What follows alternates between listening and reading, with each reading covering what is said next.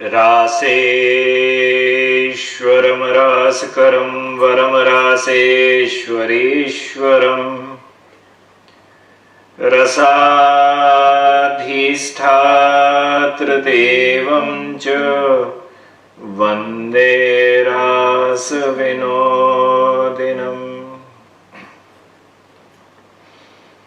वन्देऽहं श्रीगुरु श्रीयुत्पदकमलं श्रीगुरुन् वैष्णवांस च श्रीरूपं साग्रजातं सहगण रघुनाथान्वितं तं सजीवं साद्वैतं सावधूतं परिजनसहितं श्रीकृष्ण चैतन्यदेवं श्रीराधा कृष्णपादान् सहगण ललिता श्रीविशाखान्वितांस च। हरे कृष्ण कृष्ण कृष्ण हरे हरे, हरे राम राम राम हरे हरे। रास रासेश्वर रसमंडलाधिपति रसनायक रस विनायक रस मोहन रस ललित रसधीर रस गंभीर रस साहसी रसवासी रस विलासी रसो वै सह श्री राधारमण देव की असीम कृपा सो हम सभी भक्तगण श्री विश्वनाथ चक्रवर्ती ठाकुर का द्वारा विरचित श्री गुरुदेवाष्टकम की कथा का एवं उनके भावों का नित्य आस्वादन प्राप्त कर रहे हैं। आज श्री गुरुदेवाष्टकम के तृतीय श्लोक की व्याख्या होगी। श्री विग्रहाराधन नित्य नाना श्रृंगार तन मंदिर मार्जनाद्यौ युक्तश्च भक्तांश्च नियुञ्जतोऽपि वन्दे गुरो श्री चरणारविन्दम् वन्दे गुरो श्री चरणारविन्दम् वन्दे गुरो श्री चरणारविन्दम्। जो भगवत विग्रह की नित्य सेवा, श्रृंगार, रसोद दीपक, तरह तरह की वेश रचना और श्री मंदिर के मार्जन, उनकी सफाई आदि की सेवा में स्वयं नियुक्त रहते हैं तथा अपने अनुगत भक्तजनों को, शिष्य जनों को भी ठाकुर के मंदिर की उन सब व्यवस्थाओं में लगाते हैं। मैं उन्हीं श्री गुरुदेव के पाद पद्मों में, उनके चरण कमलों में बारंबार नमस्कार करता हूं, वंदन करता हूं। देखिए बंधु, भगवान श्री कृष्ण जो हैं वह तो कहा गया है रस विग्रह है। उनको स्नान की आवश्यकता है क्या? वह तो सच्चिदानंद है। भगवान को उठाने की आवश्यकता है क्या? वह तो हमेशा जगे रहते हैं। भगवान को वस्त्र पहनाने की आवश्यकता है क्या? वह तो हमेशा शुद्ध रहते हैं। उनके तो वस्त्र भी अशुद्ध नहीं होते। ठाकुर जी को भूख भी नहीं लगती है। लगती है क्या? ठाकुर जी को भूख भी नहीं लगती है। ठाकुर जी को प्यास भी नहीं लगती है। ठाकुर जी का जो है ना अंगों में दर्द होता है, परंतु उसके बाद भी भक्ति योग के अंदर अड़चन जो है वह बड़ा मुख्य अंग बताया हुआ है। वह किस कारण से है कि मुझे तो कुछ नहीं हो रहा है, परंतु तेरे अंदर कितना सेवा भाव है, क्योंकि प्रेम जो होता है वह सेवा के द्वारा दर्शित होता है। तेरे अंदर कितना प्रेम भाव है यह तेरी सेवा से मालूम चलेगा। तो प्रथम श्लोक के अंदर नाना प्रकार के विषय जंजालों में इस दावाग्नि के अंदर फंसा हुआ वह जीव है। दूसरे श्लोक के अंदर यहां पर वह गुरुदेव जो है, जहां प्रथम श्लोक में वर्षा कर रहे हैं, दूसरे श्लोक के अंदर वह गुरुदेव कौन है? श्रीमन महाप्रभु के पार्षद हैं। और तीसरे श्लोक के अंदर अब वह गुरुदेव क्या करते हैं? वह स्वयं तो ठाकुर जी की सेवा में रत है, पूर्णतः रूप से रत है, और अपने अनुगत जितने भी भक्त हैं उन सबको भी भगवान की सेवा में, उनको भी प्रेम रस देकर भगवान की सेवा में रत कर देते हैं। अच्छा, यहां पे बड़ी अच्छी बात है कि सेवा का मतलब एक छोटी ही सेवा नहीं है। सेवाएं जो है वह शास्त्रीय आधार पर तो दो प्रकार की कही गई हैं। आचार्यों ने कहा है कि कर्म संदर्भ के अंदर भी इसकी चर्चा आती है कि अर्चन जो होता है वह दो प्रकार का कहा गया है, एक बाह्य और एक मानस। श्री जीव गोस्वामी कहते हैं कि यथाशक्ति उपचार संग्रह करके देवालय में श्री मूर्ति की पूजा को बाह्य पूजा कहते हैं। अपने घर में जो भी आप पूजा करें तो उसके लिए बहुत सारी वस्तुओं को एकत्र करें और एकत्र करने के बाद ठाकुर जी की जो उपासना करें, या मंदिर के अंदर आप उपासना कर रहे हैं तो वह जो उपासना है वह बाह्य पूजा है, वह बाह्य अर्चन है। जो पूजा केवल मन से की जाती है उसे मानस पूजा कहते हैं। मानस पूजा के उपकरण मन में ही संग्रह करने पड़ते हैं और मन में ही इस प्रकार से सोचना होता है कि श्री कृष्ण सामने उपस्थित हैं। मन में ही आपको सब तैयार हो जाए, मन में ही आपने वेश धारण कर लिया, मन में ही आपने जहां आपको बैठना है, जो मंदिर है वह सब मन के अंदर हो गया। अब मन के अंदर आपने सब तैयारी कर ली, चंदन घिस लिया, माँ का मार्जन कर दिया, जल लेके आ गए। अब जल भी कहां से लेके आए? अपने घर। अच्छा, अब यहाँ पे सेवा का भाव है। कुछ लोग होंगे जो घर का ही मन में ही अपनी रसोई के अंदर गए, वहां का सिंक का नल खोला, खोल के जो जल मिला वो लेके आ गए। कुछ होंगे जो अपने घर के अंदर जहां पूजा का स्थान पर नल लगा होगा उसी से जल लिया और भर लिया। कुछ का मन ऐसा होगा कि पास में ही है कुआं है, ठाकुर जी को इस कुएं का जल से ही मुझे स्नान और सब करना है। कुछ का मन ऐसा होगा, नहीं मैं तो यमुना जाऊंगा और यमुना जाके ही वहां के जल को लेके आऊंगा। कुछ का ऐसा मन होगा कि नहीं मैं मन से पहले राधा कुंड जाऊंगा और राधा कुंड पे जाके वहां घड़े में भरकर, कलश में भरकर जल लेके और अपने घर पे लेके आऊंगा, फिर पूजा करूंगा। अब यह मन का भाव है। आप किस भाव से, आप कौन से जल को लेके आ रहे हो, कौन से जल को लेके आ रहे हो? यहां यह प्रीति, तो यह प्रीति के अंदर बताया हुआ है कि मन में इस प्रकार सोचना पड़ता है कि श्री कृष्ण सामने उपस्थित हैं, उनके सामने मैं उपस्थित होकर पाद्य अर्घ्य देकर उनकी सेवा कर रहा हूं।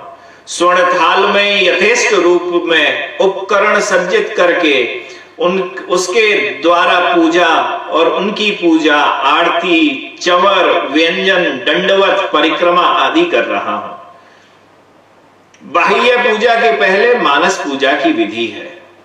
अतएव मानस पूजा अर्चन का एक अंग है और मानस पूजा ही अर्चन में सासंग दान कराती है और दान करती है।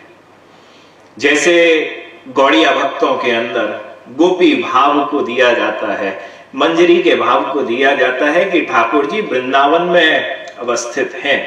जो योग पीठ की पूजा होती है, वहां योग पीठ का मतलब है कि भगवान श्री राधा और कृष्ण जहां मिलते हैं, गुप्त कुंड पर मिलते हैं, राधा कुंड पर मिलते हैं और वृंदावन में मिलते हैं।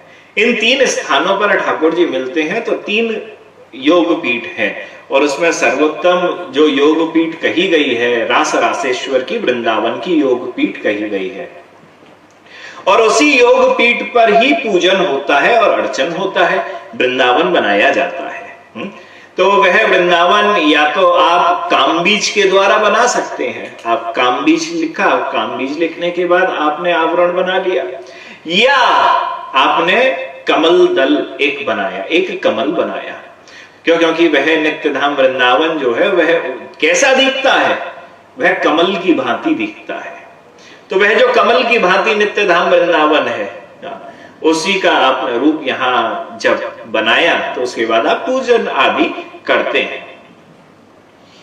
तो यह मन के अंदर भाव कि ठाकुर जी वृंदावन में अवस्थित हैं, और उस वृंदावन के अंदर कोई भी पुरुष नहीं जा सकता है, एकमात्र पुरुष भगवान श्री कृष्ण है। तो उस समय पर कैसे उनकी पूजा होगी? गोपी के भाव में, कि मैं तो स्वयं तो पुरुष रूप में तो उपासना कर भी नहीं सकता, क्योंकि वृंदावन में प्रवेश ही नहीं है। वहां जो मेरी गुरु है वह मंजरी के रूप में विद्यमान है, और उन मंजरी रूपा गुरु उनको उठाने से, भगवान श्री कृष्ण को उठाने से पहले तो गुरु के पास जाया जाता है। गुरु की आज्ञा करके, गुरु अब सो रहे हैं तो गुरु की आज्ञा करके गुरु को वहां पे उठाया गया। उठाने के बाद गुरु को स्नान आदि मन के द्वारा कराया गया, फिर गुरु से आज्ञा ली गई। भाई ऐसा थोड़ी ना हो सकता है कि गुरु जी स्नान तो करे नहीं, या गुरु जी बाद में स्नान करे। गुरु जी भगवान श्री कृष्ण के बाद स्नान कर सकते हैं क्या? भगवान श्री कृष्ण के सेवक जो होता है वह तो पहले स्नान करता है, उसके बाद जाके। तो मन के अंदर आपने अपने गुरुदेव को जगा दिया, और मन के अंदर ही आपने उनका स्नान ध्यान सब करा दिया। और उसके बाद जब वह गुरुदेव आज्ञा, वह जब तैयार हुए कि अब वह श्री राधा कृष्ण को उठाना है, और राधा कृष्ण को उठाने के बाद अब उनकी सेवा करनी है, तब उनकी आज्ञा लेकर योगपीठ के इस मंदिर के अंदर प्रवेश करा।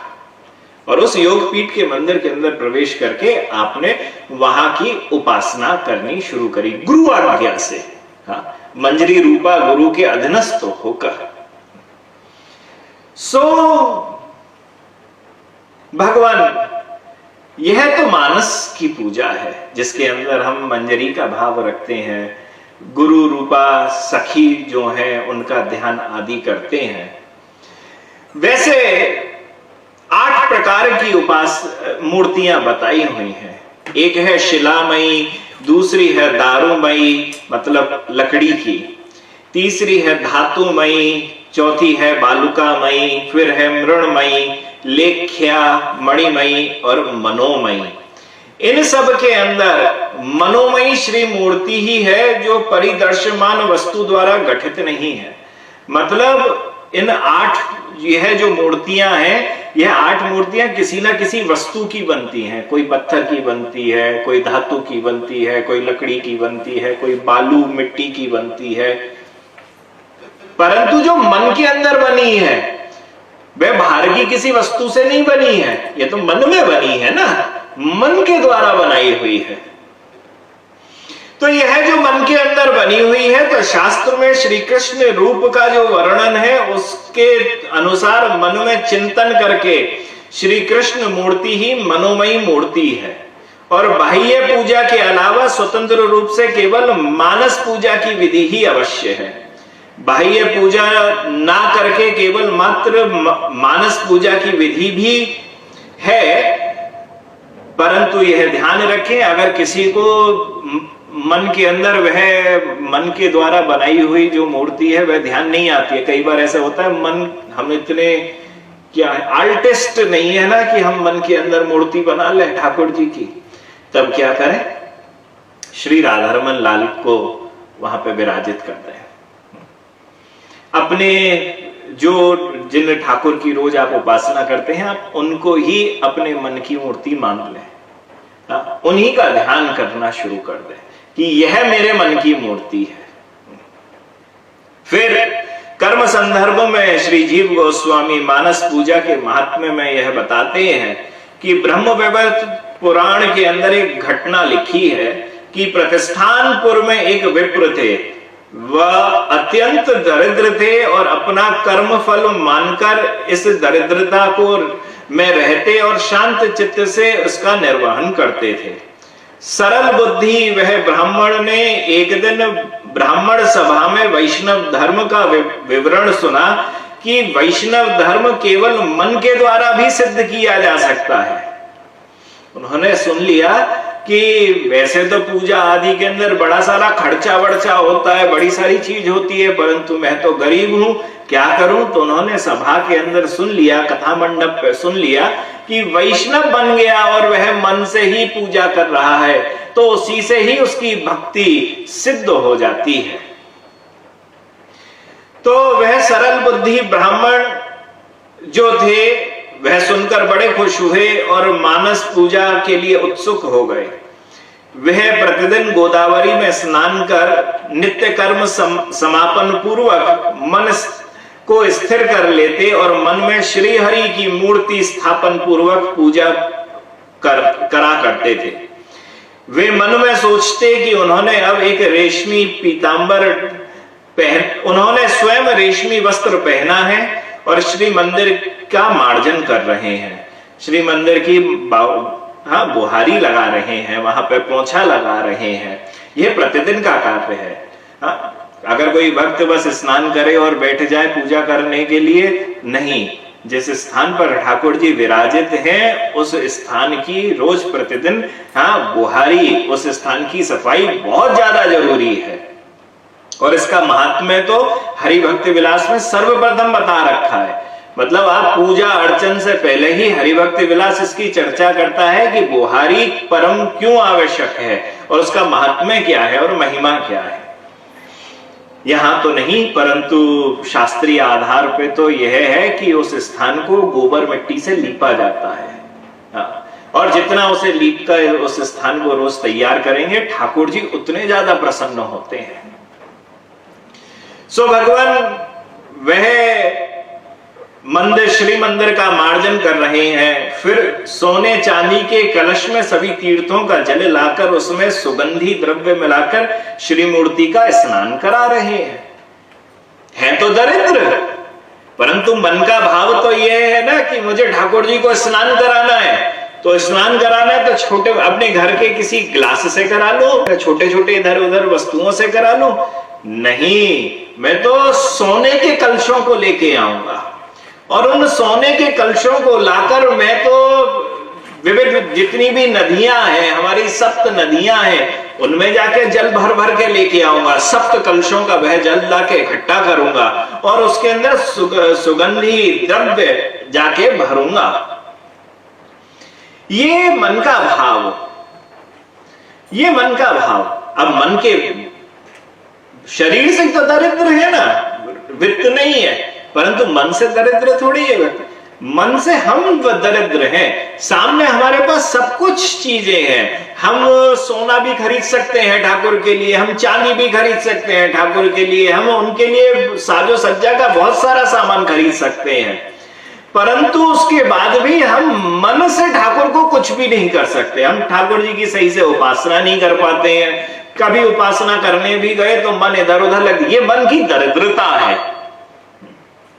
ये मन की दरिद्रता है कि हम ठाकुर के पास हैं और उसके बाद भी थोड़ा सा भोग लगाते हैं। मैंने कई ऐसे भक्तों को देखा है, खुद खाएंगे तो 56 भोग, परंतु ठाकुर को लगाएंगे तो वो 4 चिरौंजी लगा दी, थोड़ी सी मिश्री लगा दी, अरे दे दो ठाकुर जी को। अरे दे दो ठाकुर जी को, जिसकी परम सत्ता है, उसके प्रति अगर प्रेम दिखाना है तो सही से दिखाओ। तो ये बड़ा जरूरी है। यहां पर यह जो ब्राह्मण है यह मन से धनवान है। शारीरिक दृष्टि से उनके पास वित्त नहीं है, परंतु मन से बड़े धनवान है। क्यों? क्योंकि मन में सोचते हुए ये बारंबार ये कर रहे हैं, मैं अब सोने के घड़ों में जा जाके सप्त नदियों से जल भरूं और जल भरने के बाद ठाकुर जी को उसके अंदर द्रव्य सुगंधियों को, अन्य अन्य बहुत सारे पुष्पों को, कपूर को, इत्र को उसके अंदर डालूं और डालने के बाद मैं श्री मूर्ति का अब स्नान कराऊं। ये है मन, हाँ, मन के द्वारा। तब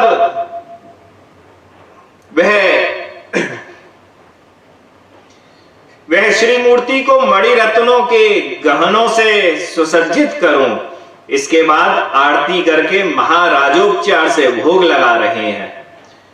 इससे उनको परम संतोष मिलने लगा।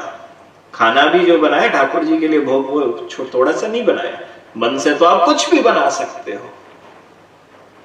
अलंकार नहीं है खरीदने की क्षमता, कोई परेशान, मन से तो आप बहुत बड़े बड़े, इस देश का कोहिनूर यहां रखा हुआ है, उसे उठा के ठाकुर जी के गहने में लगा के तुम लेके लगा सकते हो।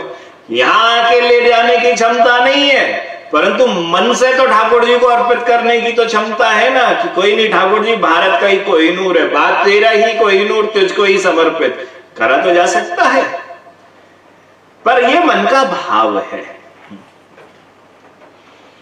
अब यह करते हुए उनको बड़ा परम संतोष मिलने लगा। इसी तरह विप्र का भजन जो था वह चलने लगा, और एक दिन वह मन ही मन धृत समन्वित परम अन्न स्वर्ण थाल में सजाकर, मतलब चावल जो उन्होंने घी में करके पकाए अच्छे, और घी में पकाने के बाद उस चावलों को ठाकुर जी के पास लेके आए।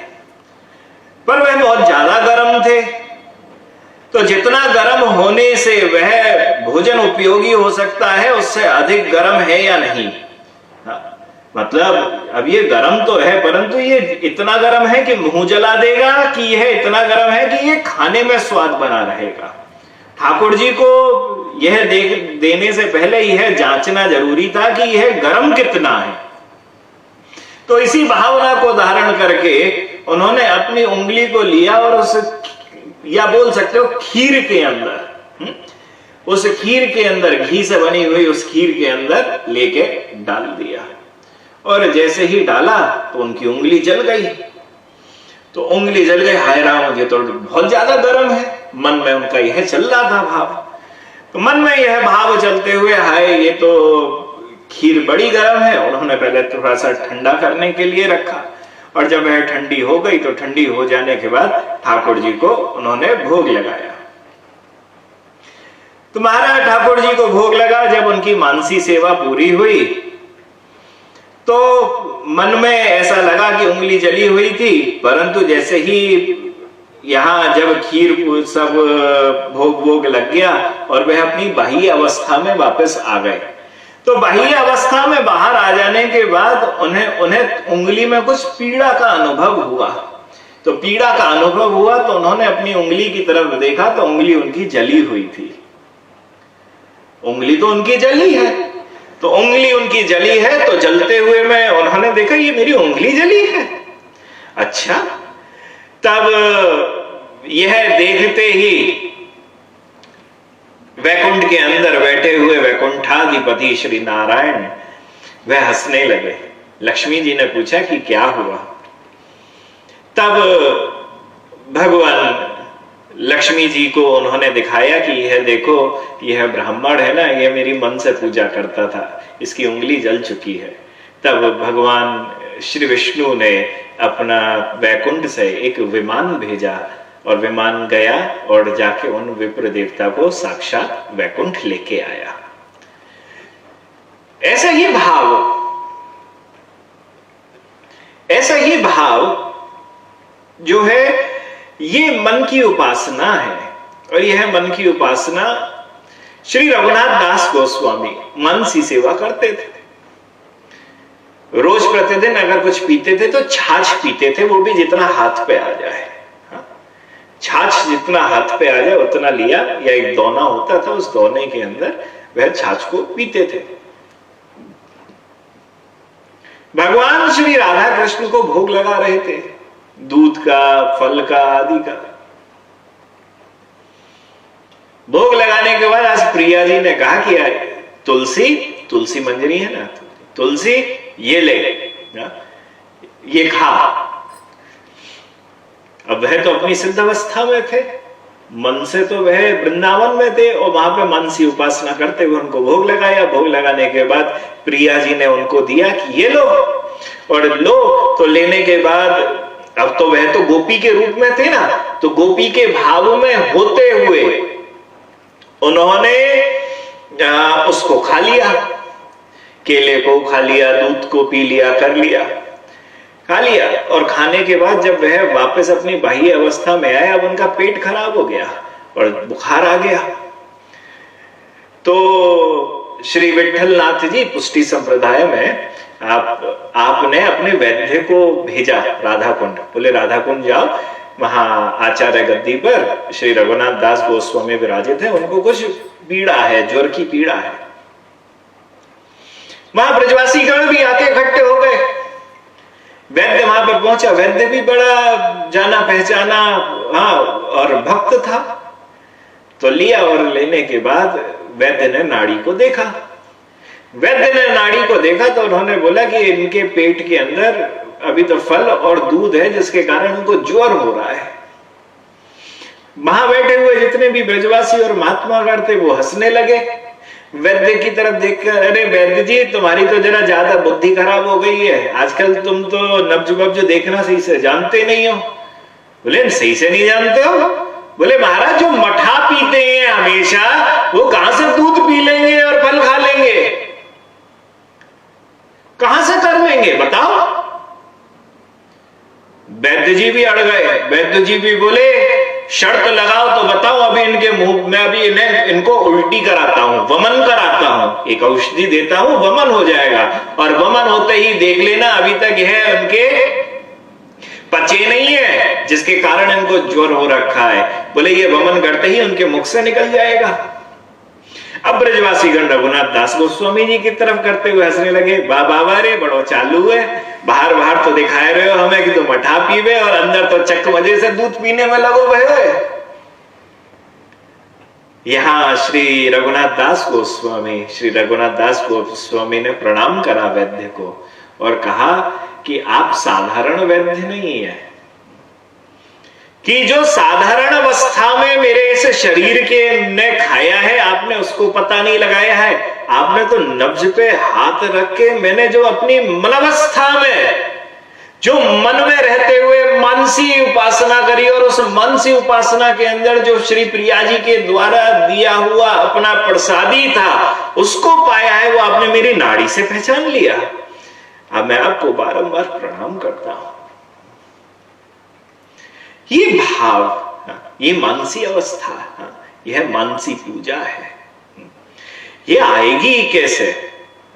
ये आएगी अपनी बाह्य पूजाओं से, ठाकुर जी की उपासना करते हुए। जब इन्हीं से ही प्रीति नहीं होगी तो वहां कहां प्रीति होगी? जब यहां की उपासना में ही मन नहीं लगेगा तो वहां की उपासना में कहां से मन लग जाएगा? जब यहीं पर ही अभी कबर टूट रही है, अभी ये हो रहा है, अभी मेरे पास टाइम नहीं है, तो महावाली में कहां से प्रवेश कर लोगे? महावाली में तो तब प्रवेश करोगे जब यहां वाली से तो हो जाएगी, तभी। ये जरूरी है और इसी बात की ही चर्चा करी हुई है। कहा गया है श्री विग्रहार राधन नित्य नाना। नित्य मतलब गुरुवर के द्वारा जो उपासना करी जा रही है ना, वह नित्य करी जा रही है, अनित्य नहीं है कि किसी दिन करी और किसी दिन नहीं करी। नहीं, नित्य करी जा रही है। चाहे वह ठाकुर जी की साक्षात मूर्ति उपासना करें या मनोमय करें, परंतु इन दोनों में से एक जरूर नित्य करी जा रही है। अब उसके बाह्य अवस्था, क्योंकि जितना हम बाह्य पूजा को, अर्चना को, अर्चन को, मूर्ति की अर्चन को हम जितना पुष्ट कर देंगे, उतना ही हमारा प्रवेश ठाकुर जी की उपासना के अंदर हो जाएगा, मन रूपी उपासना में हो सकता है। परंतु इसमें 32 वस्तुओं का ध्यान रखने की आवश्यकता है।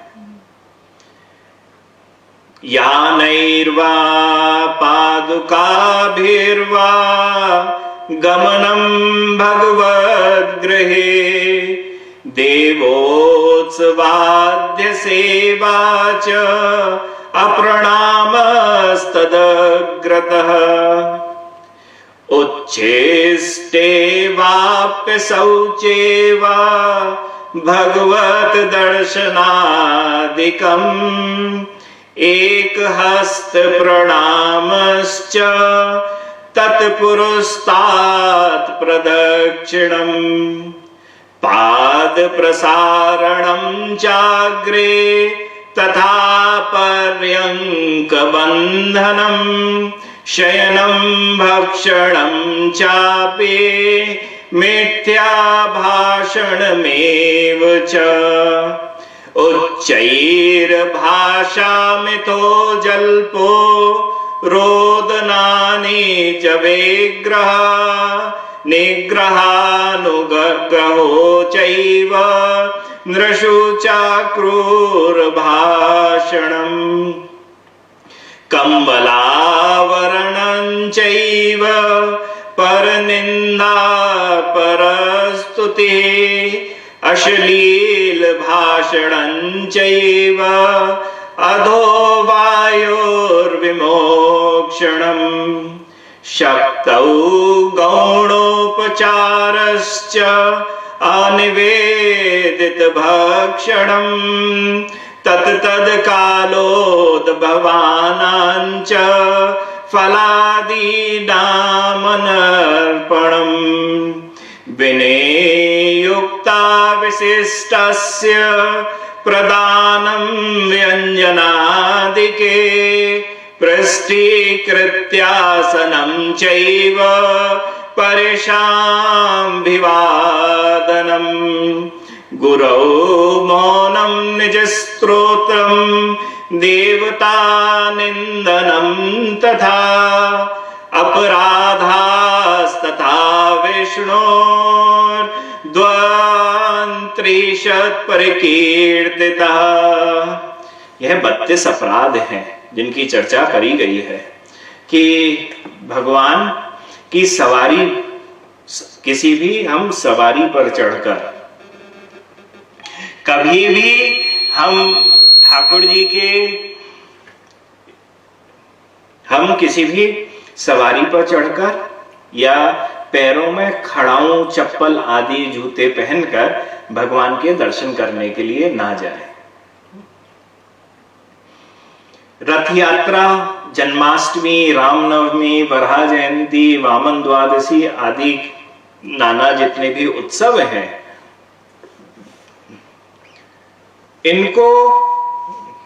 इनके दर्शन ना करना। इन मुख्य दिनों में हम ठाकुर जी के दर्शन ना करें, मंदिरों में जाके अपने ठाकुर जी के दर्शन ना करें, ना मनाएं। श्री मूर्ति को या भगवान की मूर्ति को एक हाथ से प्रणाम करना। बहुत सारे लोग होते हैं ना जो हृदय पे हाथ लगा लेते हैं या प्रणाम करते हैं। आपको तो पता ही है, एक ही हाथ से जो प्रणाम होता है, वह जो प्रणाम है यह सेवा अपराध है। एक हाथ से कभी, ठाकुर जी कहते हैं 2 हाथ उठाने में भी परेशानी है रही है, 2 हाथों को उठा के ही प्रणाम करा जाता है। अशुचि अवस्था में प्रणाम करना, अभी हम शुद्ध नहीं हैं, गलत अवस्था में हैं और उसमें रहते हुए हमने प्रणाम करा ठाकुर जी को। परिक्रमा करते समय भगवान के सामने आकर कुछ ना रुककर फिर परिक्रमा करना, अथवा केवल सामने ही परिक्रमा करते रहना। मतलब ठाकुर जी तो यहां खड़े हैं परंतु उनके सामने ही घूमते जा रहे हैं। अरे उनके पूरा घूमो, या परिक्रमा कर रहे हो पर बीच में जाके रुक गए, इधर उधर की बातों में लग गए, फिर अरे परिक्रमा फिर चालू कर दिया, फिर रुक गए, तो बोले नहीं करो तो पूरी सही से करो। फिर भगवान के श्री विग्रह के सामने पैर फैलाकर बैठना। भगवान का श्री विग्रह हो, गुरु हो, उन सब के सामने कभी भी अपने पैरों को खोल के नहीं बैठना चाहिए। मतलब अपने गुरु चरण को या भगवान को अपने पैर नहीं दिखाने चाहिए। फिर ठाकुर जी की सेवा में रहे और रहते हुए अपनी दोनों जांघों को ऊपर करा और ऐसे हाथ डाल के जांघों के बाद अपने घुटनों की तरफ ऐसे पैरों को पकड़ लिया, ऐसे करके बैठते हैं ना, तो ऐसा करके भी नहीं बैठना है ठाकुर जी के सामने। फिर ठाकुर जी के सामने सोना नहीं है, ठाकुर जी के सामने भोजन नहीं करना है। ठाकुर जी के सामने झूठ नहीं बोलना है, ठाकुर जी के सामने जोर जोर से भी नहीं बोलना है, आपस में बातचीत नहीं करनी है, समाज की, अपनी क्या चल रहा है घर पर, पड़ोस में, दुनिया की कोई बात नहीं करनी है। जोर से चिल्लाना भी नहीं है ठाकुर की उपासना में जब हो। बहुत सारे लोग हैं जोर से चिल्लाते हैं। फिर कलह करना, कोई कलह ना करे, किसी को भी, दूसरे व्यक्ति को जब सेवा में हो तो पीड़ा मत दो, किसी पर अनुग्रह भी मत करो, कठोर वचन मत बोलो, कंबल से शरीर ढककर सेवा मत करो, भगवान के सामने दूसरे की निंदा मत करो और दूसरे की स्तुति भी मत करो, अश्लील शब्दों को मत बोलो, अधोवायु का त्याग मत करो, शक्ति रहते हुए भी गौण अर्थात सामान्य उपचारों से पूजन करना। मतलब शक्ति तो है कि मैं ठाकुर जी को बहुत प्रेम से लाड़ लड़ा सकता हूं, मेरे अंदर बहुत सामर्थ्य है, उसके बाद भी मैं सबसे ज्यादा गई गुजरी पूजा सेवा ठाकुर जी की करूं, तो यह भी एक सेवा अपराध कहा गया है।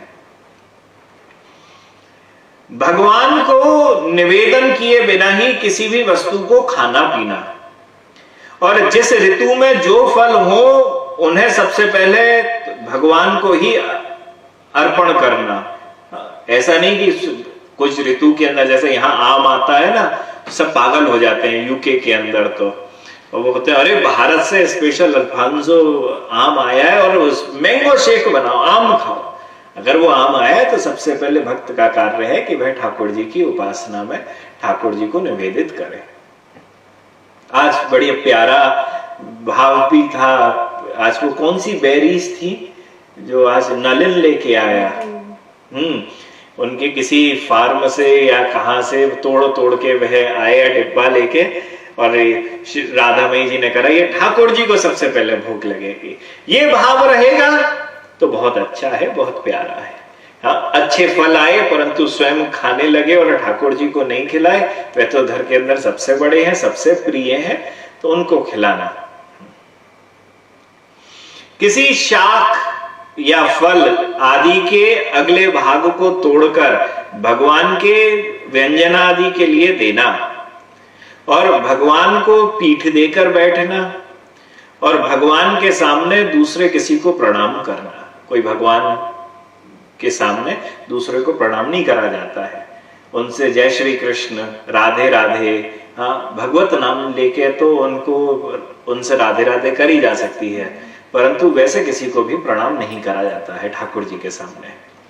हाँ, गुरु चरण को, गुरु चरण हो, गुरु चरण को प्रणाम किया जा सकता है, हाँ, क्योंकि वह साक्षात गुरु आए हैं, हाँ, और उन गुरु चरण को आप प्रणाम कर सकते हैं। और अगर वह आज्ञा ना दे तो उनको भी झुक कर आप राधे राधे कर सकते हैं। भगवान को पीठ, फिर गुरुदेव की अभ्यर्थना, कुशल प्रश्न और उनका स्तवन ना करना, कि गुरुदेव तो है परंतु उनसे ना हमने प्रश्न पूछे सेवा संबंधी और ना उनका स्तवन किया, मतलब गुरुदेव की उपासना ही नहीं करी, तो यह भी अपराध है सेवा अपराधों के अंदर। और अपने मुख से अपनी प्रशंसा करना कि अरे मैं तो ठाकुर जी के लिए अब ये करता हूँ, हाँ ठाकुर जी ने तो मुझसे ये वाली चीज करा ली, ठाकुर जी ने तो ये, हाँ अब मैंने सेवा के अंदर ये बदल के मैंने अब ये चीज को लेके आया हूँ, इसके लिए मैं वृंदावन गया और वृंदावन जाके मैं इस दुकान पे बैठा और मैंने ऐसा डिजाइन बनवाया और ऐसी पोशाक करी और उसके बाद मैं अब ये लेके आया। मैं इतना आ गया ना उसके अंदर। तो बोले अपने मुख से अपनी प्रशंसा नहीं करना और किसी भी दूसरे देवता की निंदा कभी ना करना। ये 32 अपराध कहे गए हैं। इन 32 अपराधों को जो सीख लेता है और समझ लेता है, जो जान जाता है कि यह जो अपराध है ना, इन अपराधों से अगर मैं बचता हुआ रहा तो ठाकुर जी की बाह्य उपासना से मानसी उपासना मेरी सिद्ध हो सकती है, वह तो सही चल सकता है। और वह भी मानता हुआ चले, यहाँ पे बड़ी अच्छी बात है कि आचारः परमो प्रथमो धर्मः, आचारः प्रथमो धर्मः, कि अगर यह पूछा जाए कि कौन सा धर्म हमारे लिए है जिसे अपना के चलना चाहिए, बोले जो आचार्य के द्वारा, आपके गुरु के द्वारा जो बताया हुआ धर्म है ना, जो आपको उन्होंने शिक्षा दी है, वही धर्म सर्वोपरि है और वही धर्म सर्वप्रथम है आपके लिए, जिसको अपनाना बड़ा जरूरी है। क्योंकि आचरति आचार्य आचार्यति आचार्य, बोले जिन्होंने अपने जीवन के अंदर जिस आचरण को धारण कर रखा है उसी के कारण वह आचार्य हैं। हाँ, तो अब यहां पर कौन सा उन्होंने आचार धारण कर रखा है? बोले श्री विग्रहाराधन नित्य नाना श्रृंगार तन मंदिर मार्जनाद्यौ। क्या धारण कर रखा है उन्होंने? उन्होंने श्री विग्रह की नाना प्रकार से आराधना, कैसे उपासना होती है, कैसे और क्या बढ़िया हो सकता है, हर चीज को अच्छी तरीके से धारण करा है।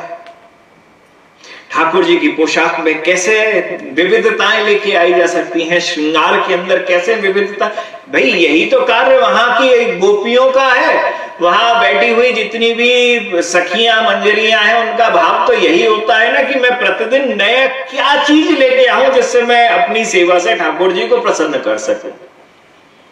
जब तक नई वस्तु नहीं आएगी हमारे हृदय के अंदर, मैं नया क्या करूं ठाकुर जी के लिए, तब तक थोड़ी ना ठाकुर जी ऐसे रीझ जाएंगे। क्योंकि जब प्रेम करा जाता है ना, तो वह प्रेम नए नए हमारे अंदर भावों को उत्पन्न करता है कि हम अपने प्रिय और प्रियतमा को कैसे लाड़ लड़ा सकते हैं। सो ठीक उसी प्रकार से यह बारंबार ध्यान आचार्यगण क्या करते हैं, ठाकुर जी की प्रतिदिन। आप फूल बंगले देखो, रोज एक ही तरीके का फूल बंगला बनेगा क्या? ग्रीष्मकालीन ऋतु के अंदर प्रतिदिन कुछ अलग होगा, प्रतिदिन ठाकुर जी किसी और अलग विविध कुंज के अंदर विराजित होंगे। उसके पीछे भाव, उसके पीछे का जितना कार्य है, कैसे बनना है, क्या होना है, ठाकुर जी को कैसे विराजित करना है, ये सबके पीछे सेवा का भाव होता है। कुछ लोग ऐसे होते हैं, अच्छा चलो बना दो फूल बंगला, वो बना दो फूल बंगला के अंदर मन ने वहां पर निवेश नहीं करा है, मन नहीं आया है, मन ने आपका अभी तक निवेश नहीं करा। नहीं, अरे मेरा ठाकुर विराजित हो रहा है तो मैं अपने ठाकुर को कौन से ऐसे बंगले के अंदर बैठाऊं कि वह महाराज बंगला और अच्छा अद्भुत दिखे, वह कुंज और निराली दिखे। एवं ठाकुर जी जब उस कुंज के अंदर आके बैठे तो वो कह दे, वाह आज तो यहाँ प्रिया जी के संग बैठना बड़ा सुखद अनुभव करा रहा है। वहां मेरी गुरु रूपा सखियां जो हैं, गुरु परंपरा के अंदर विद्यमान जितनी भी सखियां हैं, वह प्रसन्न हो जाएं उस कुंज को देखकर और कुंज को देखकर कहें कि आज इस सखी ने बहुत अच्छी प्रकार से जिस कुंज को सजाया है, जिसके कारण हम ठाकुर जी की सेवा भी बड़े आनंद में होकर कर पा रहे हैं। अब ये तो मन का भाव है, मन का सन्निवेश हो, और मन का सन्निवेश सिर्फ पूजा आदि के अंदर भी ना हो, मार्जन के अंदर भी हो। तन मंदिर मार्जनाद्य। हमें मालूम है, हम बचपन से बड़े महाराज जी जब भी हमारे मंदिर के अंदर जब भी सेवा महोत्सव की शुरुआत होती तो सेवा महोत्सव में शुरू के 3-4 दिन, कम से कम 3-4 दिन, तो सिर्फ गर्भ मंदिर की और मंदिर की सिर्फ वहां पर मार्जन का ही कार्य होता था, कुछ और दूसरी सेवा नहीं होती थी। मतलब 3-4-5 दिन तो सिर्फ सेवा में, सिर्फ मार्जन की सेवा में लगते थे, और आज भी लगते हैं। आज भी जब भी सेवा उत्सव होगा 17-18 दिन की सेवा होती है, परंतु उसमें 1 हफ्ते का ही प्रेमोत्सव या सेवा उत्सव करा जाता है। बाकी के 7-8 दिन तो या 10 दिन तो वहां के मार्जन आदि के अंदर, वहां की बाकी की तैयारियों के अंदर उसी में ही लगते करते रहते हैं। सब जितने भी भक्त हैं, जितने भी शिष्य परिकर है, श्री राधारमन परिकर है, सबके सब आ जाते हैं। कोई श्री भगवान श्री राधारमन लाल के गर्भ मंदिर के गेट को ही, हाँ, उनकी उस पर लगे हुए जो रजत है, चांदी है, उसी को ही स्वच्छ करने में लगा हुआ है। को महाराज ठाकुर जी के उस पूरे मंदिर प्रांगण के अंदर एक एक कोठरी, एक एक कमरा, एक एक स्थान, एक एक उनकी सब जगह की बुहारी लगाने में लगे हुए हैं, क्योंकि ठाकुर जी का घर है ना। तो ठाकुर जी के घर के अंदर एक एक स्थान में बिल्कुल अच्छा दैदिप्यमान बना रहे। हमारे अनुज आचार्य श्री अनुराग गोस्वामी जी, ये मैं बड़ा आदर करता हूं उनके इस भाव का। विगत 3 या 4 वर्षों से श्री राधारमन मंदिर की मार्जन की सेवा उन्होंने ले रखी है। रोज प्रतिदिन मंगला पर उठना और उठने के बाद मंगला आरती हो जाए, उसके बाद मंदिर बंद हो जाता है और 3 घंटे तक के लिए मंदिर बंद होता है। और धूप आरती पर जब मंदिर खुले, इस बीच में 3 घंटे के समय उस पूरे मंदिर की सफाई, और सिर्फ मंदिर की सफाई का मतलब नीचे के स्थान की ही सफाई नहीं, एक एक पत्थर के अंदर नक्काशी हो रखी है वहां पर। उन सब पत्थरों के बीच में भी अगर कुछ धूल लगी है, कुछ जाले लगे हैं, कुछ भी लगा हुआ है, उन सब की सफाई करना विगत 3 वर्षों से कर रहे हैं। ये मार्जन है भाई। हम अपने घर के अंदर तो, मैं तो यहाँ देशों में तो जरूर देखता हूं, कई स्थानों पर देखा है, अगरबत्ती भी जलाते हैं तो उससे पहले उसका साइज यहाँ छोटा कर देते हैं। एक अगरबत्ती हमारे यहाँ पूरी एक बार में जलती है, परंतु यहाँ पर तो वह अगरबत्ती भी 5 टुकड़ों के अंदर काट दी जाती है। क्यों काटते हो? अरे ये जो हमारा घर है ना, ये काला हो जाएगा। अच्छा, ठाकुर जी के मंदिर में जब जाते हो तो महाराज बड़े बड़े दिए लगा लेते हो, ठाकुर जी तेरा मंदिर काला पड़ जाए तो कोई बात नहीं। ठाकुर जी तेरे घर के अंदर तो मैं तो 4-4 अगरबत्ती जला के तेरी आरती करूंगा, तेरे घर के पत्थर काले पड़ जाए तो कोई बात नहीं। सफाई करनी है ना जी, सफाई। मैं तो ठाकुर जी का लाड़ लड़ाऊंगा सिर्फ दिया बाती जला जला के। घर के अंदर तो मैं ध्यान रखूंगा मेरे घर के अंदर तो कुछ भी काला ना हो जाए। परंतु यह गुरु का कार्य है, स्वयं वहां पे तन्मंदिर मार्जनाद्य, वहां पे जाके मार्जन करेगा एवं अपने अनुगत जितने भी भक्तगण हैं उन सब से भी मंदिर का मार्जन करवाएगा। ये जरूरी है। हमारे यहां अर्चन सबसे ज्यादा जरूरी है, वैष्णव जगत के अंदर अर्चन सबसे ज्यादा जरूरी है भाई। ब्रह्म में तो हर पदार्थ के अंदर ब्रह्म मौजूद है ना, परंतु उसके बाद भी बिरले होते हैं जिनको ब्रह्म दिखता है भाई। उन्हें फूल में फूल ही नजर आएगा, किताब में किताब, फोन में फोन, हर चीज में तो उन्हें अलग जो वस्तु है वही, वो जो चरम स्थिति पर, समाधि की स्थिति पर पहुंच चुके हैं, वह वहां स्थिति पर पहुंचने के बाद हर जगह पर वो ब्रह्म दिखे। ब्रह्म दिखता नहीं है, अनुभव होता है, वह अनुभव जन्य है, ब्रह्म दिखता नहीं है क्योंकि कालो है। अब कालो है तो हर वस्तु काली दिखेगी का? ब्रह्म तो कालो है। जैसे गोपियन ने कही थी, उद्धव आए तो सूरदास ने यह भाव लिखा है कि अरे उद्धव रे, भूत भी कालो और ब्रह्म भी कालो। एक अंधेरे कमरे में चले जाओ और जाने के बाद यो बोलो कि ये ब्रह्म है, तो हम कैसे माने ये ब्रह्म है? भूत भी कालो होवे, वो भी ना दिखे, कालो कालो दिखे, और ब्रह्म भी कालो कालो दिखोगे। बोले हम कैसे समझें कि तेरो वालो जो है, जो जिसकी तू बात कर रहे हो वो ब्रह्म है, वह भूत भी हो सके? हाँ, अगर वह पीतांबर धारण कर ले, मोर मुकुट को अपने ऊपर धारण कर ले, तो हम उसकी भी उपासना कर सकती हैं।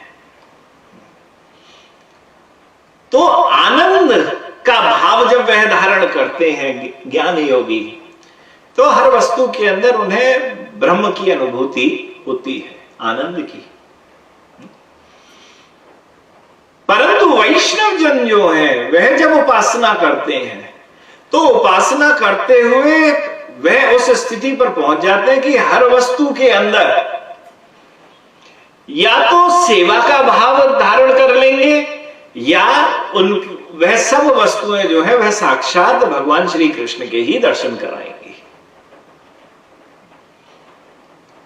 जैसे श्री वल्लभाचार्य कहते हैं, पत्रे पत्रे वृक्षे वृक्षे वेणुधारी पत्रे पत्रे चतुर्भुजा, कि हर वृंदावन का जो वृक्ष है वह वेणुधारी श्री कृष्ण है और उनके जितने भी पत्ते हैं ना वह क्या है, वह चतुर्भुज रूप में है। ब्रजवासी गण जितने भी हैं वह विष्णु का दशांश है, जितनी भी ब्रजवासी गोपियां हैं वह लक्ष्मी का दशांश है पद्म पुराण के अनुसार। सो भगवान ब्रजवास, ये बड़ा जरूरी है वैष्णव के लिए कि वह हमेशा ठाकुर जी की अर्चन करे, क्योंकि उससे उसको यह मालूम चल सकता है कि मैं ठाकुर की उपासना सही से कर पा रहा हूं कि नहीं। क्यों? क्योंकि यह जो उपासना है यह भावमयी उपासना है और इस भावमयी उपासना से हमें उस नित्य धाम वृंदावन में सेवा की प्राप्ति करनी है, गोपी बनना है। और गोपी बनने के बाद हमें उस सिद्ध देह पे पहुंचकर उस धाम की वृंदावन या मरणोपरांत उस धाम की में जाके सेवा की प्राप्ति करनी है। जब आलस्य यहां है तो वहां की प्राप्ति कैसे हो जाएगी? जब यहां पे अभी तक मन नहीं लग रहा है तो वहां पे फिर कहां से मन लग जाएगा? और वहां तो गुरु रूपा गोपी जो बैठी ना डंडा मार के बाहर कर देगी, बाहर चल। तो भगवान की सेवा के अंदर अपराध कर रही है, आलस्य प्रमाद आदि को लेके आ रही है। तो यहां अगर आ रहा है प्रमाद तो समझिए बहुत ज्यादा बड़ी खतरनाक वस्तु है। तो अब ये विग्रह आराधन यह बड़ी प्यारी बात है, क्योंकि शास्त्रीय आधार पर नाम विग्रह स्वरूप तीन एक रूप, तीन भेद नाही तीन चित्त आनंद रूप, कि भगवत नाम भगवान की का श्री विग्रह और साक्षात भगवान यह तीनों एक हैं। यह तीनों के तीनों एक हैं, इनमें किसी में भी अंतर नहीं है। जब यह यहां अंतर नहीं है तो क्या करा जा सकता है? हाँ, बोले अगर आपके पास किसी कारण से मूर्ति नहीं है तो गुरु के द्वारा आपको मंदिर आदि की अर्चना दी गई या मंदिर आदि की सेवाएं दी गई, आप किसी कारण से दूर हो, कोई बात नहीं, आप ऐसा कर सकते हैं, मूर्ति खरीदने के भी आपके पास लक्ष्मी नहीं है, ठाकुर जी का नाम हो, ठाकुर जी का नाम को ही लिख लो और उन्हीं की उपासना करो। श्री राधारमण मंदिर के अंदर श्री राधा रानी की वहां पर श्री विग्रह नहीं है, परंतु नाम आराधना है, श्री ठाकुरानी का नाम, और उसी की आराधना करी जाती है। श्री ठाकुरानी की प्राप्ति अरे भैया बड़ी ताकत से होती है, आसान है, परंतु अब यह उपासना करते करते ये बड़ी प्यारी चीज है कि ऐसा भी कहा गया है, और भगवान श्री कृष्ण उद्धव से कहते हैं 11वें स्कंद के 19वें अध्याय में कि आदरः परिचर्यायाम सर्वांग गैर विबंधनम मद भक्त पूजाभ्यादिका सर्वभूतेषु मन्मति, कि जो मेरी भक्ति प्राप्त करना चाहता है वह मेरी अमृतमयी कथा में श्रद्धा रखे, निरंतर मेरे गुण लीला और नामों का वह संकीर्तन भी करता रहे, परंतु वह उससे भी ज्यादा जरूरी बात है मेरी पूजा में अत्यंत निष्ठा रखे और स्तोत्रों के द्वारा मेरी स्तुति करे, मेरी सेवा पूजा में प्रेम रखे और सामने साष्टांग लौटकर प्रणाम करे, परंतु इन सब से भी ज्यादा मद भक्त पूजाभ्यादिका सर्वभूतेषु मन्मति, बोले परंतु मेरे भक्तों की पूजा मेरी पूजा से भी बढ़कर है और वह समस्त प्राणियों के अंदर मेरा ही भाव रखते हुए गुरुजन आदि की वह पूजा करे। अब ये बड़ी प्यारी बात कही। उन्होंने कहा कि भैया, इसमें आचार्यों ने अपनी अलग अलग टीकाएं दी हैं। श्री सारार्थ दर्शनीकार एवं कर्म संदर्भकार ने तो ये कहा है कि अपने गुरुजन की जो उपासना है उसको करे और करते हुए यह भावना को ध्यान रखे कि गुरु की उपासना करने से ठाकुर जी ज्यादा प्रसन्न होते हैं। अच्छा, गुरु को भगवान नहीं माने, भगवान का स्वरूप है परंतु उसे भगवान नहीं माने। भगवान मानने का मतलब है कि हम भगवान को कहीं ना कहीं गौण छुपा रहे हैं, भगवत तत्व को हम कम कर रहे हैं। हम साक्षात भगवान, कई बार ऐसा हमने देखा गया है कि कई लोग जो होते हैं वह भगवान की उपासना करना बंद कर देते हैं। आज से जी मैं भगवान की उपासना बिल्कुल नहीं कर रहा, मैं तो बस गुरु जी की उपासना करूंगा। ये गलत है, ये कभी नहीं होना चाहिए। और अगर यह हो भी रहा है सो भगवान उसमें फिर अपराध बनता है, क्योंकि वह गुरु भगवान से बड़ा नहीं है, वह भगवान का ही अंश है, भगवान का ही स्वरूप है, उसमें भेद जरा सा भी नहीं है। परंतु गुरु का कार्य है कि वह भगवत भक्ति को कराए। सो भगवान जो गुरु की उपासना कर रहा है और अपने भगवान की उपासना को बंद कर चुका है, वह अपराध है, वह अपराध है। परंतु गुरु की उपासना बड़ी जरूरी है और वह भी नित्य करनी चाहिए। श्री भक्ति संदर्भ के अंदर श्री गोपाल भट्ट गोस्वामी भी इसी की बात करते हैं। वह कहते हैं कि गुरुदेव की उपासना नित्य करनी चाहिए और भगवान ने अन्यत्र भी कहा है कि श्री गुरुदेव की पूजा करके तत्पश्चात मेरी अर्चना करने से सिद्धि लाभ होती है साधक को, और ऐसा न करने पर मेरा समस्त अड़चन ही निष्फल हो जाता है। एवं श्री नारद और पांचरात्र में कहा गया है, गुरौ सन्निहिते यस्तु पूजयेदन्यमग्रतः सा दुर्गतिमवाप्नोति पूजनम तस्य निष्फलम।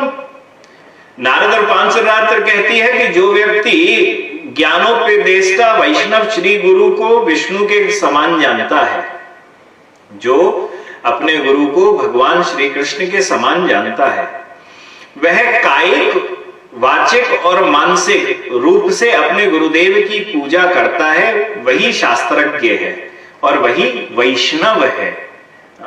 अगर गुरुदेव की उपासना कर रहा है उनको श्री कृष्ण मानकर, तो वह जो है वह वैष्णव कहलाएगा। अब इसके अंदर बड़ी प्यारी बात है, श्री गोपाल भट्ट गोस्वामी पाद कहते हैं और अन्य बहुत आचार्यों ने अपने वाणियों में भी इस बात को कहा है। अब ये गुरुदेव की जो सेवा है यह दो प्रकार की है। एक साधारण सेवा है, दूसरी विशेष सेवा है। साधारण सेवा का अर्थ है कि मैं अपनी अड़चन आदि सब जितनी भी पूजाएं हैं मैं उनको करूं, भगवान श्री कृष्ण को अर्चन करूं, आदि जितना भी वंदन आदि करूं, और अर्चन वंदन में करते हुए अब गुरुदेव की सेवा उसी का एक अंग मान लो। मतलब मैं ठाकुर जी के लिए कर रहा हूं और ठाकुर जी के लिए करते हुए जैसे ठाकुर जी की उपासना पूजा हो रही है, ठीक मैं वैसे ही मान लूं कि अपने गुरु की सेवा करते हुए कि मेरे भगवान प्रसन्न हो जाएंगे इससे, और क्योंकि यह भी भगवान को प्रसन्न करने का ही एक अंग है। अगर मैं ऐसा मान लूं, मतलब ठाकुर जी की उपासना मुख्य रखूं, गौण रखूं, या प्राइमरी जिसे कहा जाता है प्राइमरी रखूं, और गुरुदेव की उपासना सेकेंडरी रखूं, तो यह वाली उपासना कैसे कहलाएगी? बोले यह वाली उपासना श्री गोपाल भट्ट गोस्वामी पाद भक्ति संदर्भ के अंदर कहते हैं कि यह सामान्य उपासना है गुरुदेव की। और इसके अलग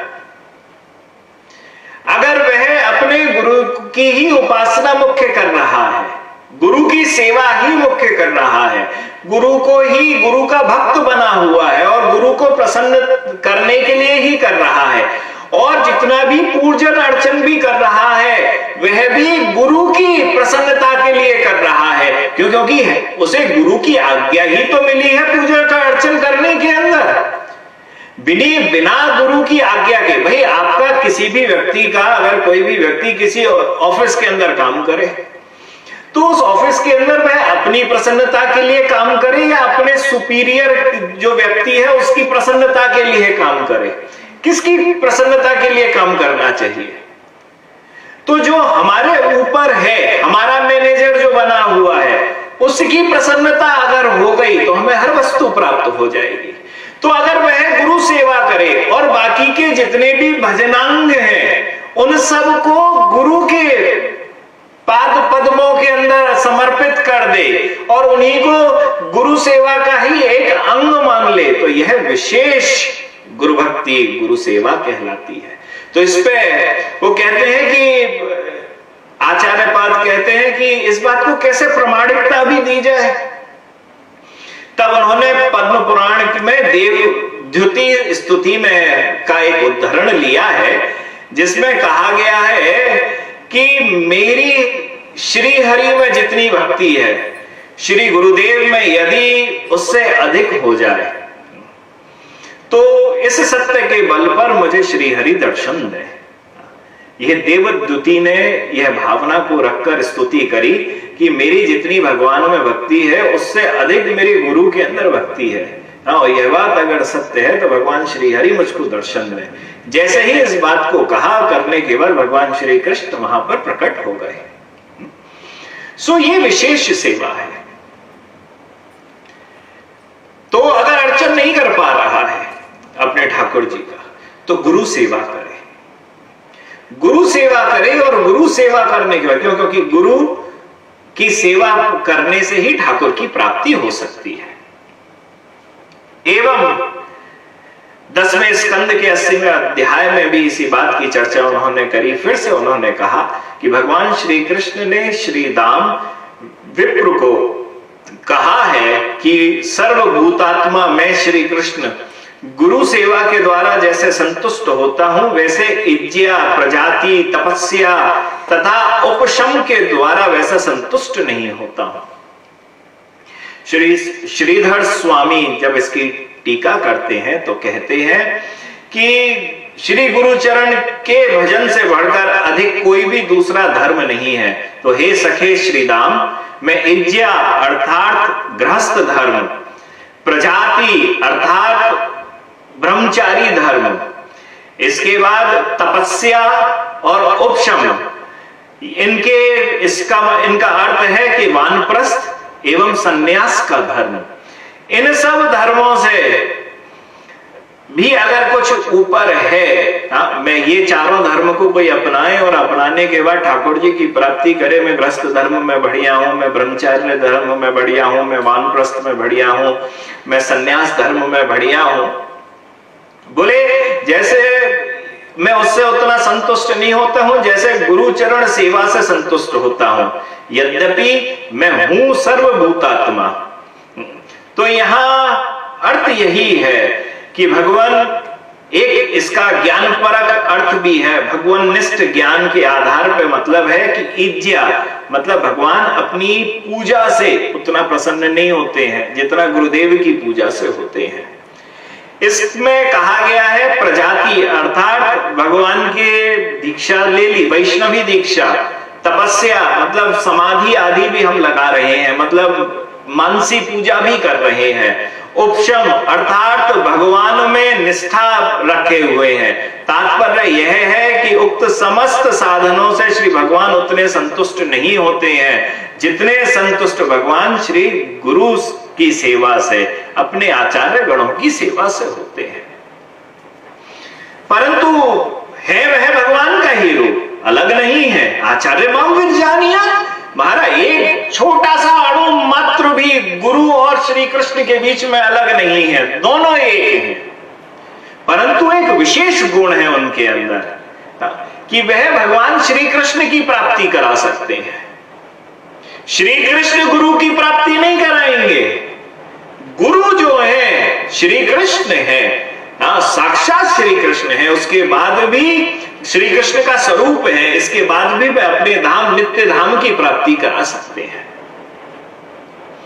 और यही बात भगवान शास्त्रों के अंदर भी विद्यमान है, और शास्त्र भी कहते हैं षष्टि वर्ष सहस्त्राणि विष्णोराराधनम फलम सक्रैत वैष्णव पूजायाम लभते नात्र संशय, कि 60,000 वर्ष तक भी कोई भगवान की पूजा करे और भक्त की पूजा वह अपने गुरुदेव की पूजा एक बार कर ले, 60,000 वर्षों तक करी हुई पूजा का जो फल है वह भगवान एक बार करी हुई अपने गुरुदेव की पूजा से ही प्राप्त हो जाता है। इसीलिए गुरु पूजा यह परम आवश्यक है।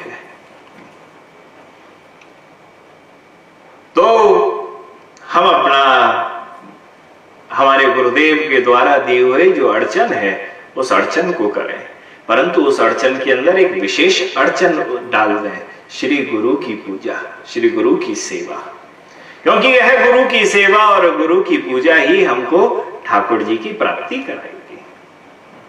यही पूजा, यही सेवा हमें ठाकुर जी को देगी।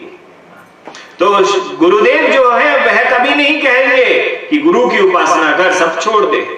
वैसे तो कई जगह पर ऐसा होता है, मैं कहीं गया था, एक स्थान पर गया था, तो एक गुरुजी का कुछ नाम था, नहीं कहना चाहूंगा, वहां भगवान शिव की उपासना हो रही थी, परंतु जिस मंत्र से हो रही थी वह कोई मंत्र नहीं था, गुरुजी का स्वयं का नाम था। अगर गुरुजी का नाम आनंद है मान लो, या गुरुजी का कोई दूसरा नाम, कोई सा नाम बता सकते हो, योगानंद है मान लिया, तो वहां पर जो उपासना हो रही थी, ओम योगानंदाय नमः, ओम योगानंदाय नमः, ओम योगानंदाय नमः। हम गए, हमने कही अच्छा भगवान को भी गुरु जी के मंत्र से ही, गुरु का नाम ले लेके ही पटाने में लगे हुए हो, ये कैसे हो सकता है? तो यह हमेशा ध्यान रखो, ये बड़ा छोटा सा बारीक अंतर है, परंतु जिसकी समझ में आ गया ना वह तो निकल सकता है। गुरु जो है वह भगवान का पार्षद है, वह तो मंजरी है, परंतु उसी की ही कृपा ही हमको ठाकुर जी को दिलाएगी। और इसी वजह से बारंबार हर जगह पर कहा भी जाता है कि गुरु रुष्ट हो गए तो भगवान नहीं मिलने हैं, भगवान रुष्ट हो गए तो कोई बात नहीं, गुरु की प्राप्ति तो, गुरु तो आपको भगवान फिर भी दिला देगा। हनुमान जी नहीं पटे तो राम जी मिल जाएंगे क्या? राम जी रुष्ट हो जाए कोई बात नहीं जी, हनुमान जी तो है ना, उनके पास सामर्थ्य है राम जी को फिर से प्रसन्न करने की। तो हर वस्तु का ध्यान रखे, जब भी चर्चा करे अपने गुरु से तो गंभीर धारण कर ले। गुरु के एक एक शब्द के बारे में गुरु ने जितनी भी व्याख्या करी है, गुरु ने जिन जिन बातों को कहा है, उन सब बातों को धैर्य पूर्वक धारण करे और धारण करके उनका चिंतन और मनन करे। क्यों? क्योंकि वह गुरु ने जो वस्तु बताई है ना, वह भगवत चरणों में आपका अनुराग और बढ़ाएगी, भगवान में आपकी सेवा में आपको और अनुरक्त करेगी, आपको प्रतिदिन प्रतिक्षण बढ़ा बढ़ाकर ठाकुर जी से आपका जो प्रेम है उसमें वृद्धि को लेके आएगी। तो ठाकुर की सेवा जो होती है वह दो प्रकार से है। एक सामान्य सेवा है जिसमें गुरु को साधारण मानकर गुरु की उपासना करी, परंतु वह ठाकुर जी की प्रसन्नता के लिए करी। दूसरी विशेष है, वह है कि हमने अपने गुरु की प्रसन्नता के लिए ठाकुर जी की उपासना करी।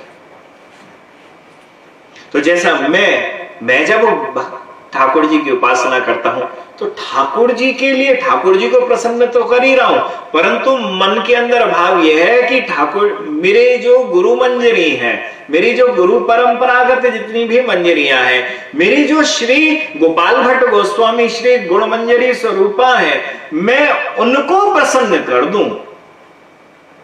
अगर वह प्रसन्न हो गई तो मुझे नित्य लीला में उन नित्य सेवाओं के अंदर वह आशीर्वाद, वह लाभ, वह सेवा आराधन मुझको प्राप्त हो जाएगा। और मैं सीधे ठाकुर जी को प्रसन्न करने में लगा रहा हूं कि अरे ठाकुर जी तुम खुश हो जाओ, तुम खुश हो जाओ, परंतु मेरे गुरुवर गुरु परंपरा तो खुश नहीं है सेवा से, तो क्या ठाकुर जी खुश हो जाएंगे? ठाकुर जी तो खुश होने नहीं है। ठाकुर जी बोलेंगे वाह बड़ा अच्छी है तू तो, यहाँ ठाकुर अपने तो गुरु वर्ग को तो ध्यान दिया नहीं, तेरे सीनियर तो सबके सब रिपोर्ट में लिख रहे हैं तेरे अंदर कितनी सारी खामियां है, और तू मुझे बता रही है बॉस मैं तो तुम्हारे लिए ही काम करती हूं।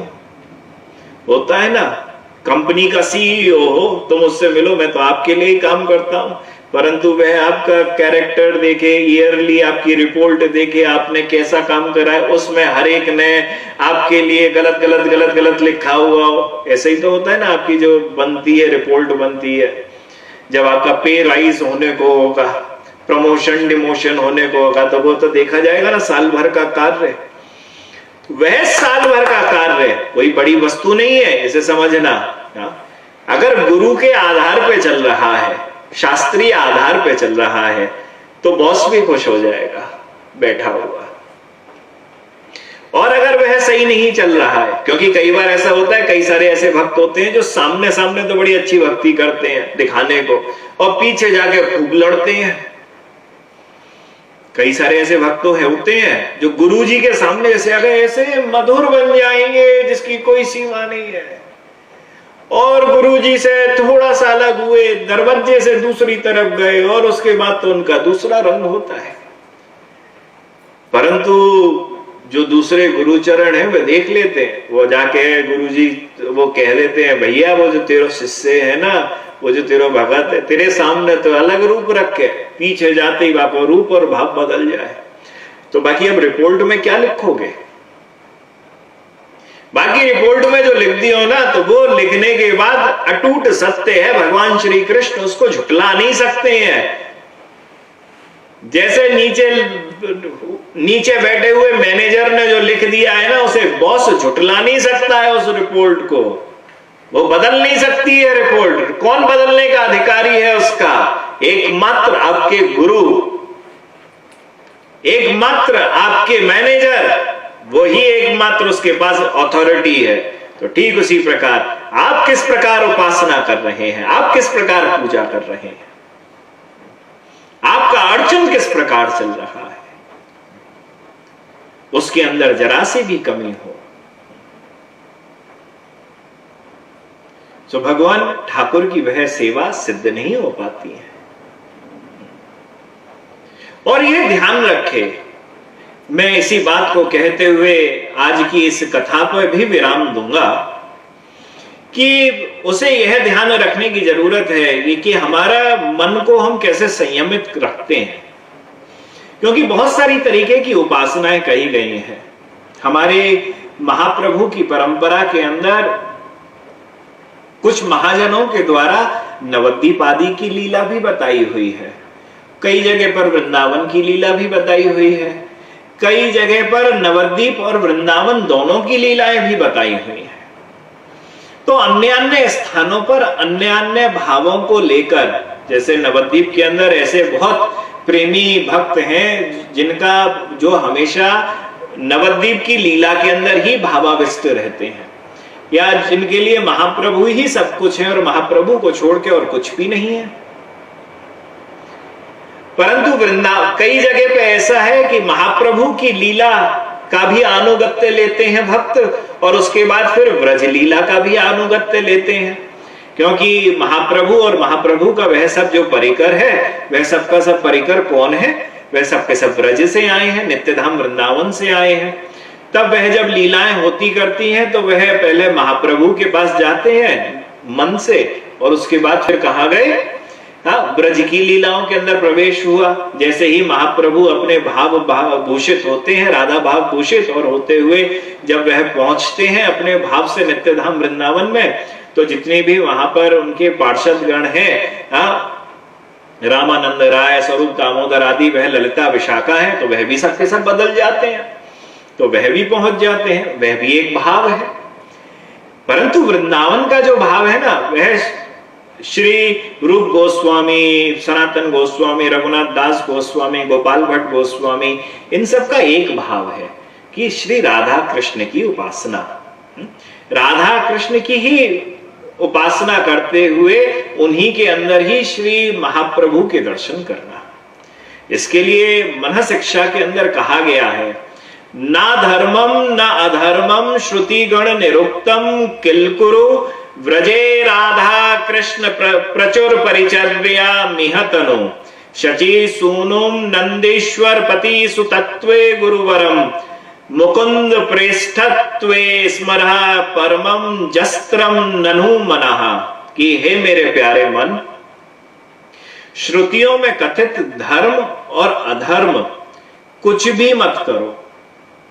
भाई कर्मों में फंस गए तो भक्ति कहां से होगी? ये मान लो कि मैं ठाकुर जी का भक्त हूं, ठाकुर जी की प्रसन्नता के लिए ही सब कुछ कर रहा हूं, क्योंकि जहां पाप और पुण्य पे लग जाओगे तो फिर मैं यह हूं, हाँ, मैं भगवान का भक्त नहीं, मैं यह हूं और मेरे द्वारा ये काम हो रहा है, वो काम हो रहा है। बोले वेद में लिखे हुए वेदोक्त जो भी कर्म है, हाँ, जो धर्म है और अधर्म है, उनके बारे में कुछ भी कहीं चर्चा में भी मत पढ़ो, ना करो। बस ठाकुर जी का बनकर ठाकुर जी के लिए करो। और कहा बल्कि श्रुतियों में चरम सिद्धांत के रूप में जिन्हें सर्वोपादे चरम उपास्य एवं सर्वोपरि परम तत्व निर्धारित किया है, मतलब श्रुतियों ने, स्मृतियों ने, पुराण आदि ने जिस परम तत्व भक्ति को निरूपित किया है कि भक्ति से बड़ा कुछ भी नहीं है, उस भक्ति को करो। और भक्ति को करते हुए उन श्री राधा कृष्ण युगल की प्रेममयी प्रचुर परिचर्या को करो, उन्हीं की अर्चन करो, उनकी सेवा करो। किनकी सेवा करो? श्री राधा कृष्ण की। ये श्री रघुनाथ दास गोस्वामी मन शिक्षा में अपने मन से कह रहे हैं। मन तो इधर उधर भाग रहा है, लाओ मैं ये यज्ञ कर लूं, मैं ये कर लूं, लाओ मैं वहां का ये कर दूं, मैं थोड़ा सा दान दे दूं। रोक इसको। अरे जब श्रुतियों स्मृतियों के अंदर बताया हुआ है कि सिर्फ एकमात्र जो है वह भक्ति है, भक्ति से बड़ी कुछ सर्वश्रेष्ठ नहीं है वस्तु, तो उस भक्ति को कर। अब वो भक्ति को कैसे कर? बोले वह राधा कृष्ण की सेवा करके, अर्चन करके कर। अच्छा, तो मैं फिर महाप्रभु को क्या मानूं? क्योंकि आप तो कह रहे हो अनन्यता होनी चाहिए। अगर दो दो हो गए तो अनन्यता कैसे होगी? राधा कृष्ण भी है और महाप्रभु भी है। मैं दोनों की उपासना करना शुरू करूं तो वह कई जगह पर महाप्रभु को लोग भक्तावतार मान लेते हैं। हाँ, भक्तावतार मानने के बाद वहां तो दो दो हो गए, तो दो हो गए तो मेरी अनन्यता कैसे रहेगी? बोले श्री राधा भाव कांति सुबलित जो है सचिनंदन श्री चैतन्य महाप्रभु, उनको श्री नंद नंदन से अभिन्न मान, एक ही मान, अलग मत मान, वह एक ही है। तथा गुरुवरम मुकुंद प्रेष्ठत्वे, एवं गुरुदेव कौन है? बोले श्री मुकुंद, श्री भगवान श्री कृष्ण इनके प्रिय हैं, प्रेष्ठ इनके बहुत अति प्रिय हैं, ऐसा जानकर सदा सर्वदा स्मरण करता रहे। यह गौड़िया सिद्धांत है। गौड़िया सिद्धांत में तो वृंदावन के अंदर हम जिन आचार्य परंपराओं में चलते हैं उसमें श्री गौरांग महाप्रभु ने जो निर्देश दिया है कि साक्षात श्री राधा कृष्ण की उपासना करो, तो हम राधा कृष्ण की उपासना करते हुए, महाप्रभु को ही राधा कृष्ण मानते हुए और गुरुवर को ही मंजरी मानते हुए, गोपी मानते हुए हम उपासना करते हैं। यह उपासना बाह्य रूप से भी चलेगी और यही उपासना मन से भी चलती है। इनको जब हम करते हैं तो करने के बाद भगवान ठाकुर की प्राप्ति होती है, परंतु भावना को हमेशा ध्यान रखिए। आपके गुरुवर जो हैं वह हमेशा ठाकुर जी की उपासना में रत रहते हैं और वह जो रत हैं उनके द्वारा आपको उस मंदिर मतलब उस नित्य धाम वृंदावन में सेवा का एक मौका दिया हुआ है। उस मौके को छोड़िए नहीं और उसकी दुर्लभता को पहचान कर उसमें कितनी असीम शक्ति है और उसके द्वारा आपको कैसे ठाकुर की प्राप्ति हो सकती है, उस सरल भाव को आपको दिया हुआ है, उसको जरूर करिए।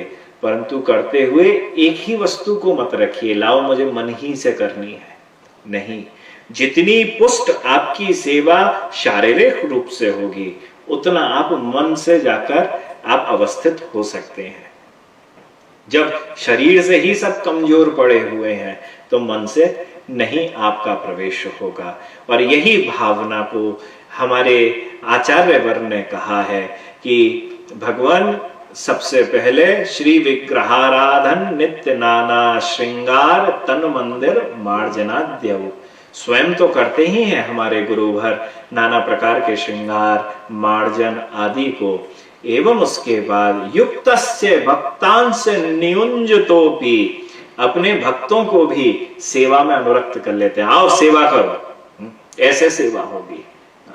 ठाकुर जी को पधरा देते हैं, शिलाओं को पधरा देते हैं कि लो सेवा करो। यही साक्षात भगवान है, मूर्ति और ठाकुर जी में कोई अंतर नहीं होता है, साक्षात दोनों एक हैं। जो अंतर करता है वह नरकागामी होता है। साक्षात ठाकुर जी हो या ठाकुर जी की मूर्ति हो, उनमें कोई अंतर नहीं है। तो उनका ध्यान करें और करता हुआ जो गुरुदेव के द्वारा उपासना विधि बता रखी है उसी उपासना विधि को धारण करता हुआ वंदे गुरु श्री चरणार विंदम, मैं अपने गुरु को बारंबार प्रणाम करता हूं कि उन्होंने मुझको यह सेवा विधि, यह अर्चन विधि एवं साक्षात ठाकुर जी को अपना बनाने की विधि दी है, जिसके कारण मेरे करुणावतार श्री गुरुदेव आपकी यह परम कृपा है, जिसके कारण मुझे भगवान की प्राप्ति अब जरूर होगी। जय जय श्री राधेश्याम।